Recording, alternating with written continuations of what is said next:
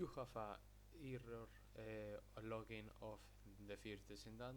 Okay, we are going to solve this problem, okay, step by step. Okay, the first step for the solve this problem, we are going to the Steam, okay, here, and go to the Steam icon, okay, and go to the settings, okay, and here in the settings we are going to downloads, and downloads, go to the click to the clear cache and confirm.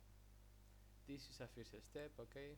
The second step, we are going to the library, and here we are going to the First Descendant and go to the manage properties, okay, and here in the properties we are going to insert files, verify integrity of game files, you click, okay, and you verifying the files of the First Descendant, okay, and you solve the problem of login error.